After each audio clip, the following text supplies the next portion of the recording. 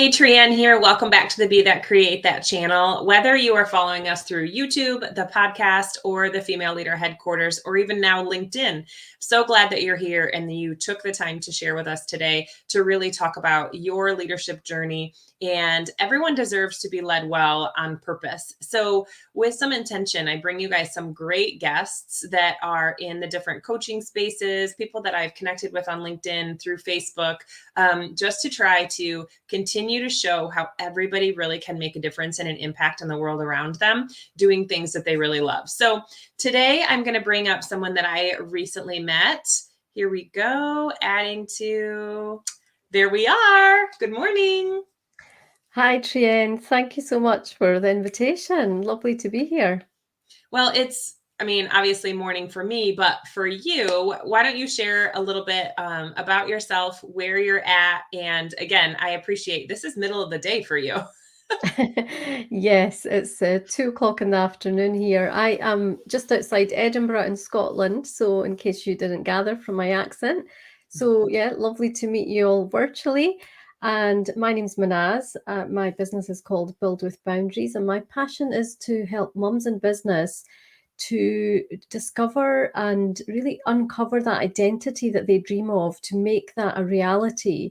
Because what I find is that mums are so busy prioritizing everybody else in their life, and they often end up at the bottom of the list. So, it's time to change things, because when we give ourselves priority and permission to create the business that has a huge impact, it actually affects everybody in our world. And I think that's what's actually amazing, because, mums in business who are then creating so much more success, they are role models for their children, for family members, for their friends, for other business owners, for their clients. Just like the impact of that is huge.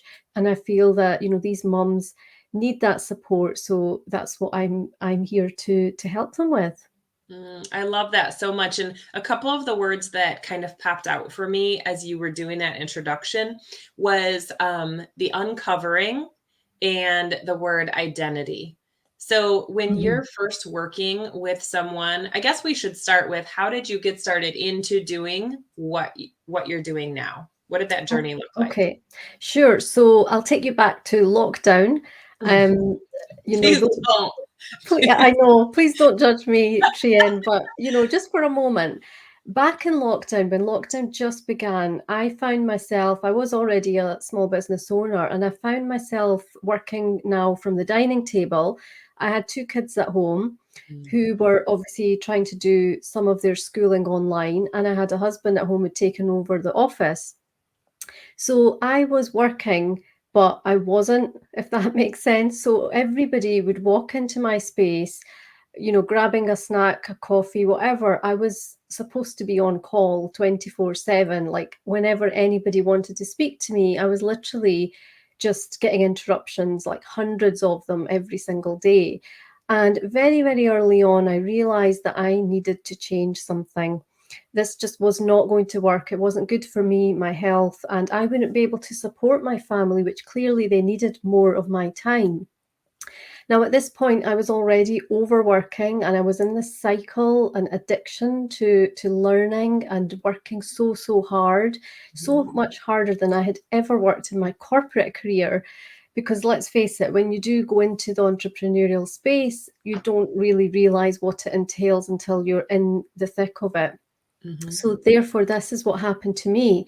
And I was working so much time, and my focus, I wasn't really present with my family, and I wasn't present in my business the way that I wanted to be, or creating the impact that I deep down, I felt that I was here to create. So that's where it all changed for me, when I realized that I had to change something, and I had to reclaim my time, my energy. I had to give myself a priority, that what I was doing, what was I could focus on, and it was more than okay. It was something that I needed to do, because in order for me to feel fulfilled, I had to have something I was working on. But at the same time, I didn't want to sacrifice time with my boys, or not being there when they needed me, or not being able to, cook their meals, or do whatever it was that I felt that was needed to be done. So this took me on a journey then to strip back my hours, and I had to create boundaries and gave myself permission to do all of these things so that I could work much, much less, but much more intentionally. And this is where I learned all the lessons of being more productive with, even though I thought I was getting things done, productivity is not necessarily just getting things done, it's focusing on the right things. And Mhm. that's what has led me here. So I decided I would pivot my business. It was no longer working for me.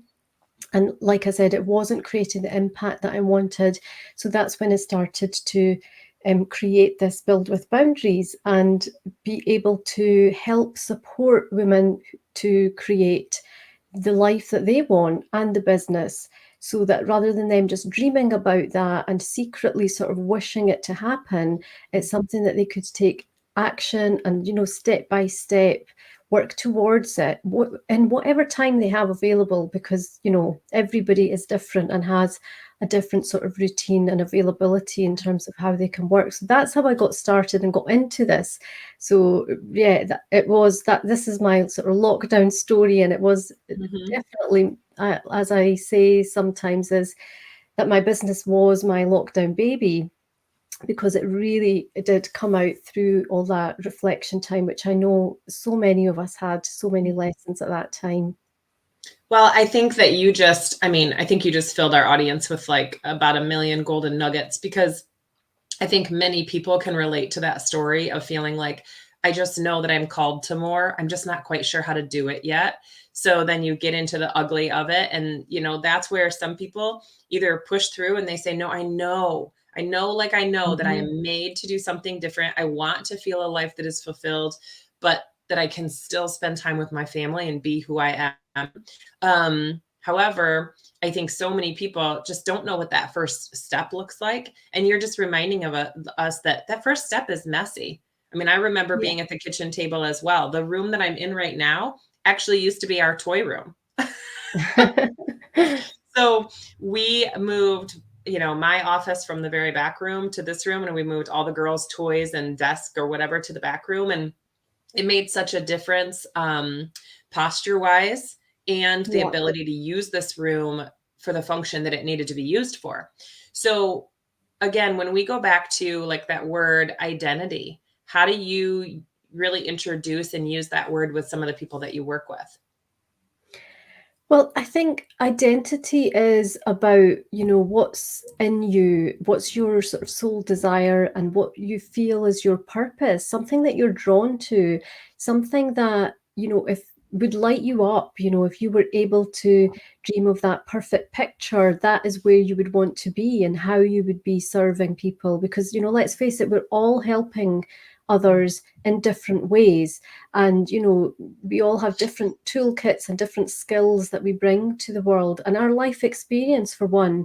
I think often mums forget that whatever has brought them to this point, i.e., all the things that have happened to them, have actually helped shape who they are, and maybe they've had to build certain characteristics that other people don't have as strong. So, like, for example, more maybe resilient to things, Mhm. having gone through certain things, they've had to be committed to something and shown that they can carry through things, and then that's led to them being more consistent with things as well. So there's lots and lots of different things that can come out. But I think ultimately it's that deep down knowing of, what you're here for, and knowing that purpose, and then how that purpose actually you want to bring it to life is that identity you want to create for yourself. And what's interesting, I think, is that that identity doesn't have to be, or that impact doesn't have to be brought to life through creating a business. So you don't only work with women who are creating a business, right? I do. That Okay. is my niche that I've chosen is mums in business, because Okay. I feel they're making their impact through the business. But yes, of course, there will be people who want to create an impact in lots of different ways, and it's really Mhm. important for mums to be knowing what their purpose is and their identity, however, no matter what. But I love working with mums in business, because I feel like in that entrepreneurial space, there's just so many more things to do, so many more hats to Mhm. wear.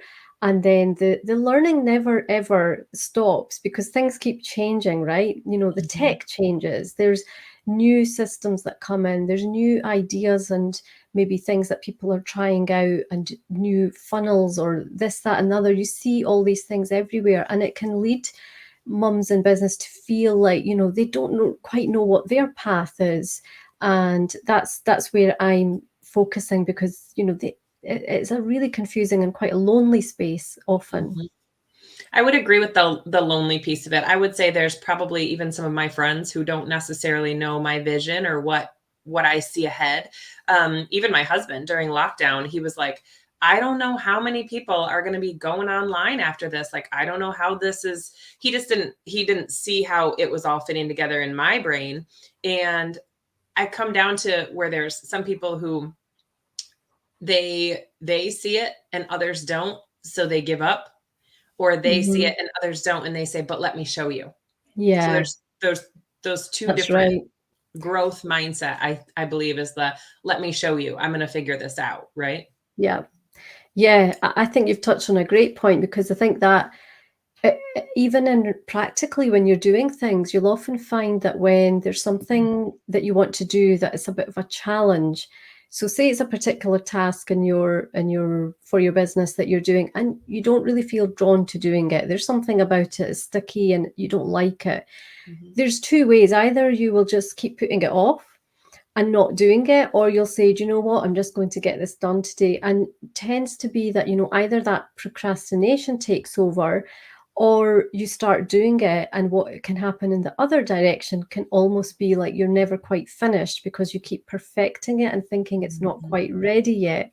So it can almost be like there's these two extremes, and you want to be balancing something somewhere in the middle where it feels comfortable for you, and you know, it feels like it's enough. Do you know, sometimes we can be our own worst critics even. And yeah, just knowing that there are these two extremes, and you want to kind of stay somewhere in the middle.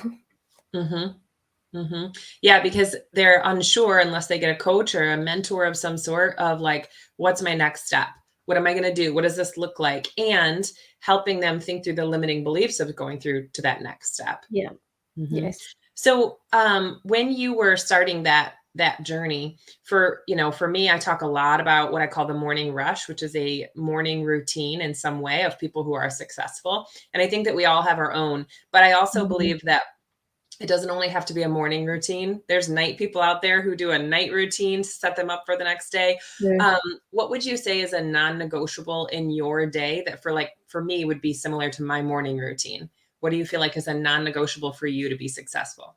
Yes, absolutely. I feel like for me it is a morning routine.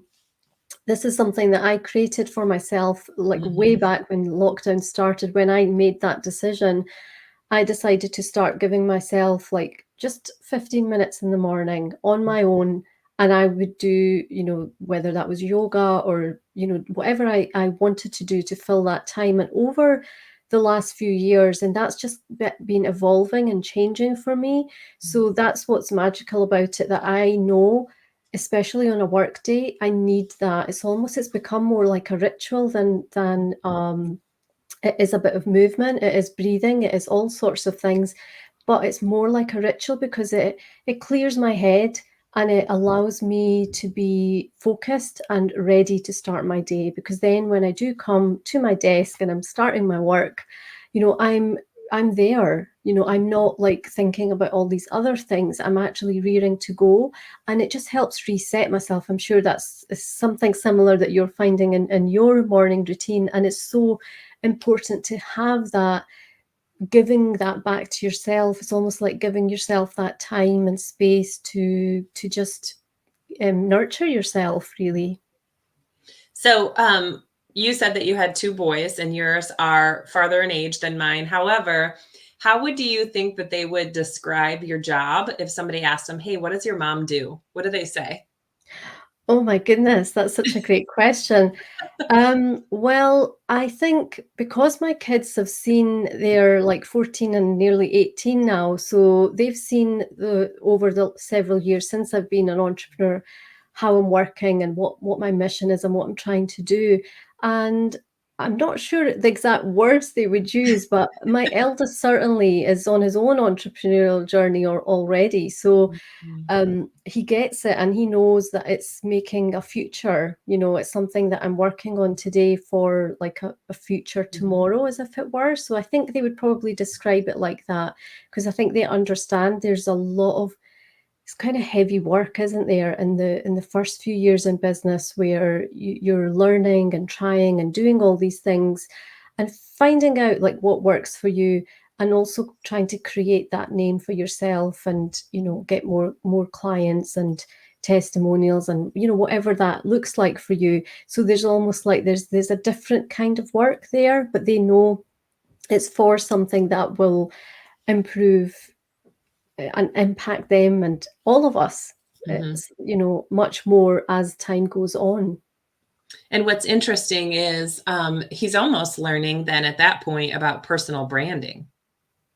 Like, what do you want to be known for? Yeah. How are you building a name for yourself? I often think that people forget that, branding for a company is different than personal branding. What are people saying about you when you're not in the room? What are you known for? What's your legacy? And I don't think that's people for just in business. I think that's interesting conversation to start with kids, even, as young as my children, as what do you want to be known for? Yeah. Yes, exactly. That is so true. What do you want to be known for? And also just allowing them to understand that they can pick anything they want to do, that they can have fun with, rather than it being this kind of typical, you go school, you do this, and it's like it's already mapped out and you don't get a choice. I think the world has evolved massively, certainly in the last 5 years, but even more so for the generation. So they have got so many more opportunities, which is great, because we, at the end of the day, we want our children to feel fulfilled and have that identity too. And if we can do that for ourselves, then we're ultimately showing them that not only is it possible, I know who's done that, I've seen it, I know how it works, and making it more familiar and seem possible. So when it comes to a little bit of the personal branding, but also identity, how do you start helping people realize that they need to set some boundaries? And what tends to be the first couple that you're working through? What seems to be the most common? Yeah, great question, Trienne. So the way that I tend to work is I cover my 3 pillars. So my pillars are the 3 Ps: permission, priorities, and productivity. And the way that I like to look at them is that they are each extremely important in building the foundation. And we need to start with permission, because often we're not giving ourselves the right kind of permissions in order for us to then prioritize the right sort of things. And then once we prioritize the right sort of things, then we know what we want to be working productively on. So they all interconnect, but often there's things like you mentioned before that we can't see because we're in the thick of it and we are stuck inside our business, and we need that sort of support from the outside looking in. And that's where it's often easy for me when I'm talking to clients as well, that you can see where they're draining their time and their energy. And being mums, you want to be super intentional and focused. You don't want to be working all the hours. So often there's things like basic setting up, what kind of structure in terms of how they work, how they operate, how they plan things. And definitely permissions is something that we start with, because that is like a key area to just make sure that you have the right permissions, and you're not blocking something out because you haven't thought about it, or you've maybe subconsciously thought about it, but just never really had that courage. So sometimes the permission can be to create new boundaries, because, those boundaries are then going to serve these mums in business so much better. And when it then serves them better, it creates not only a thriving business, but a happier home too. So, there's all these things, and they end up being more like the foundations, because we need to get those in place before you can, do any of the other things that are going to create that impact that you're looking for. It's like, starting with the initial blocks. I love that, getting things in order at home before you could, like, those are your foundations, right? Before, there's no work, I feel like, that's more important than what we do in our own home settings. Because then, not only are we doing the relationships the way that we need to do them here in our homes, but then it's that ripple effect, right? So my kids are happy, my husband's happy. What are they taking when they go to school and work? And then when we come home, what do those emotions feel like? And when they get off balance, what are we doing about it, right? Yeah, exactly. And having it all set in a way that it means that when you're working, then you're just focusing on that. You've not got like another million thoughts going on in your head. And when you're not working and you're with your family, you're not feeling guilty about not working and not doing anything else. So it's like having that harmony between your business life, your working business, and your business and your personal life too, so that everybody feels like they're a priority, because ultimately we don't want to be giving up that time with our children or our family either. So it's about, not sacrificing. We don't have to choose between them. We can make it work. It's just that we need to create things in a really intentional way that actually work for us and for everybody, which maybe needs a bit more time and effort and thought. And sometimes we don't know what that is ourselves until we seek support or find different ways and try different things as well. I love that. Well, you have given them tons of things to think about. I just think this is a wonderful topic to continue. And so where are they going to be looking for you to connect with you on social? And do you have any like favorite thing that you'd like to share with them that would support them in building their own boundaries or even starting that conversation? Absolutely. So if this conversation has given you some more ideas and you want to explore further, I would welcome you to watch my masterclass so that you can close the gap between what you want to do versus what actually gets done. So that's available free, and I'll pop the link in over to you, Trienne, so that you can pop it below the video. And apart from that, I have a Build with Boundaries podcast, and I'm on Instagram, Build with Boundaries. I can drop my links in with you so that you can see those.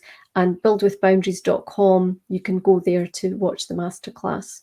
That's awesome. And I love that you're in so many different ways, because people learn in so many different ways that it's almost like, just like this, this will go YouTube, Facebook group, it goes to a bunch of different areas, but it's like some people listen better. Some people feel the need to watch. Some people, so it just depends on where people are getting their information. And what's funny is that I didn't really think about that when I very first started. I remember I was in a mastermind, and the person said, well, are you putting that on your business page? Are you putting that on your LinkedIn? And I'm like, I don't want to put too much of the same thing out there. And she said, but everybody's not getting it off of your personal page. They're getting it where they're getting it. So you want to make sure you get it to different ways that people can get it on their own. Yeah, that is true.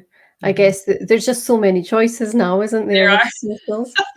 Yes. All right. Well, I've had you hot seat now for a good 20 minutes. Going along with that, is there anything that comes to mind for you that you'd like to ask me a question at all?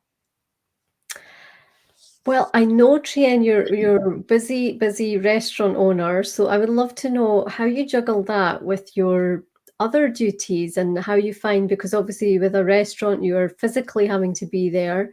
And what's sort of one thing that's helped you to build your business with boundaries? Yeah, I would say boundaries is something I'm continuing to evolve. As are we all. Yeah, I would say that the two things that helped me the most with trying to balance and create those boundaries, one would be just making sure that I'm doing a check-in on myself. So I use Google Calendar, and I color code everything. So I can look at my week at a glance and know how much time I'm spending in my coaching business, how much time I'm spending working at the school, how much time I'm spending doing nothing, how much time I'm spending at the restaurant. So some of it is a self accountability. I would say that the other thing is I have a great team at the restaurant, and specifically, on a time that I'm supposed to have a day off or I'm not scheduled or what have you, and I've been there a lot, they'll say to me, you don't need to be here any longer. You can go home. I'm like, okay, I get it. I'm like, you don't want me around. They're like, no, we need you, tip top. We need you at your best when you're here. And I 100% appreciate the fact that not only do they see the need for that, but they 100% support it. And in turn, I do it for them too, right? We're slow. Why don't you kick off early for a couple hours? So it's that partnership with my leaders that are in my restaurant, and them really understanding that, yes, our jobs are important. And yes, we have that responsibility to our team, but we have to be at our best when we're there. Yeah. And to do that, we need that time off. We need that personal space. Absolutely. That's fantastic. I love that. So delegating, such a Mhm. big thing in the entrepreneurial world, and it's difficult, isn't it? But it sounds Yeah. like you've certainly made big progress that way, because you can step away and that allows you to be even more productive, doesn't it, when you are there? Mhm. The funny thing is, this was a hard lesson for me to learn, and I struggled with it from the beginning, and it caused a lot of burnout and it caused a lot of resentment. And I truly believe when my husband and I got married that was the reason that we did not start a family right away, was because I was just too stressed and, working too much at the time. Um, a week after I left that position, I got pregnant with my first daughter. Just, Right. if that isn't a sign. Yeah. So, it's interesting how those things work. And then, I was recruited and took a different job, and I did that for the first 10 years of her life. And it was what I needed at the time. And then as I started the coaching, the restaurant came available, and, that's a whole nother story for another day, but it's at a different point in my life. And I think that I learned so many lessons about the delegating, about the boundaries, about being able to really lead my team by them leading themselves, that it just kind of all was divine timing. Yeah. Wow. Mhm. That's amazing, and it was meant to be, wasn't it? So, Right. yeah, looking back, you can probably see that that was the case, but when you're in that moment, it's so hard, isn't it? So difficult Mhm. to see what you can change and what you can do. Mhm. And of course, you have the advice for everybody, but then they don't have the advice for themselves, right? It's harder to help ourselves, isn't it? It is. Well, thank you so much for joining us today. I can't wait for the community to get to know you a little bit better and to follow you and see all the great impact that you're making out there. It's been wonderful to have these last couple chats with you, and I look forward to seeing how we can collab in the future too. Oh, absolutely. I'm excited too, Trienne. Thank you so much for having me. Thank you. Everybody have a great day, and we will talk to you soon.